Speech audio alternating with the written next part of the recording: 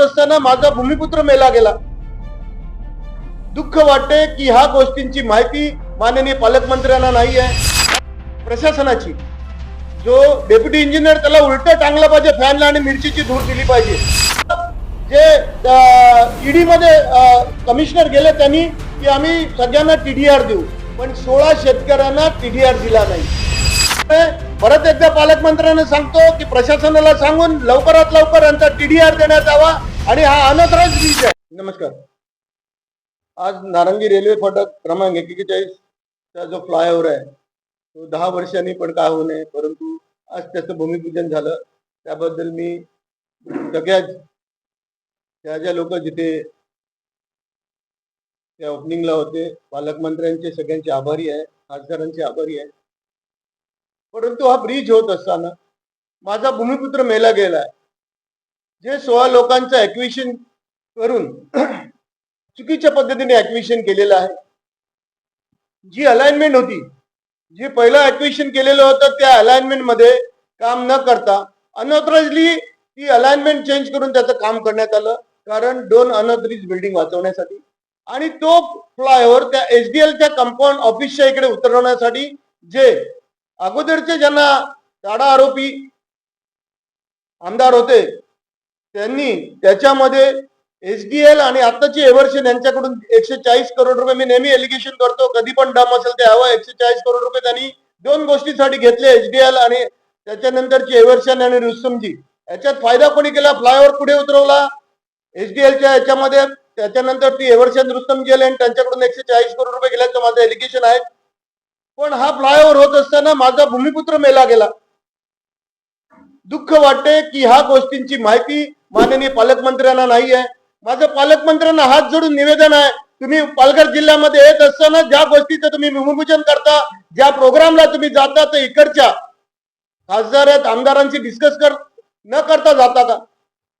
आज आम्ही काळे झेंडे दाखवणार होतो, परंतु खासदारांची बोलणं झाल्यावर आम्ही ते स्थगिती दिली. त्याला एक चांगलं काम होते, आम्ही पॉझिटिव्ह आहोत, पण आज त्याची ओपनिंग होऊनही शेतकऱ्यांना त्याचं बेनिफिट दिलं नाहीये.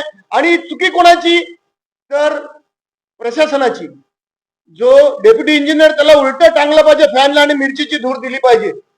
हे ह्याच लायकीचे आहेत की तुम्ही अलाइनमेंट चेंज करत असताना डिझाईन सर्कलची त्यांना परत जी स्ट्रक्चरल डिझाईन आहे ती डिझाईन सर्कल पीडब्ल्यू कडून घ्यायला पाहिजे, ते न घेता हा अनऑथराइज ब्रिज बांधलेला आहे असं आम्हाला वाटतं. तुम्ही बघा, ब्रिज हा स्ट्रेट लाईन मध्ये असायला पाहिजे, पण हे सगळे स्क्यू मध्ये ब्रिज बांधलेले आहेत. उद्या ऍक्सिडेंट होणार, इकडे मरणार कोण? माझा भूमिपुत्र, इकडचा लोकल माणूस.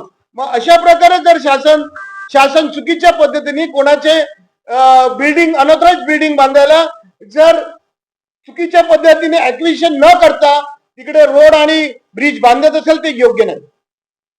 ह्या लोकांना ह्यांच्यावर, या प्रशासनावर अंकुश पण राहायला पाहिजे. जर अनऑथराइज काम केलं तर इकडच्या बिल्डरला तुम्ही एमआरटीपी लावता, या ऑफिसरना एमआरटीपी लावलं पाहिजे. मला 1 वर्षापूर्वी सांगितलेलं, जे ईडी मध्ये कमिशनर गेले त्यांनी की आम्ही सगळ्यांना टीडीआर देऊ, पण 16 शेतकऱ्यांना टीडीआर दिला नाही. टीडीआरची प्रोसिजर कोण करतं? की शासन त्याचा पेपर नोटीस काढते की ही जागा ऍक्विजिशनला गेलेली आहे. याच्यानंतर रेव्हन्यू त्याच्याकडे इंटरफरन्स करतो, त्याचा टीएलआर होऊन त्यांची जागा मोपणी होऊन शेतकऱ्याला मुआवजा दिला जातो. परंतु ही प्रोसेस आजपर्यंत झालेली नाहीये. दुर्दैवाची गोष्ट वाटते.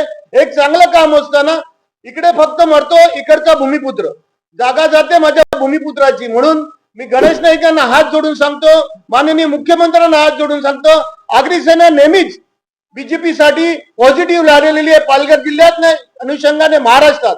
आणि अशा प्रकारे जर आमचाच भूमिपुत्र मरत असेल तर आम्ही काय करायचं? त्यामुळे परत एकदा पालकमंत्र्यांना सांगतो की प्रशासनाला सांगून लवकरात लवकर यांचा टीडीआर देण्यात यावा आणि हा अनऑथराइज ब्रिज आहे. आणि ज्यांनी ह्याच्यामध्ये माझं लेटर आहे महानगरपालिकेला, कधीचं लेटर आहे बघा, त्यांच्यावर त्या ऑफिसरवर ऍक्शन घ्यायला पाहिजे. कारण रिवाइज जर तुम्ही रिवाइज सँक्शन केलं नाही डिझायनिंग सर्कल मधून तर तो अनऑथराइज आहे.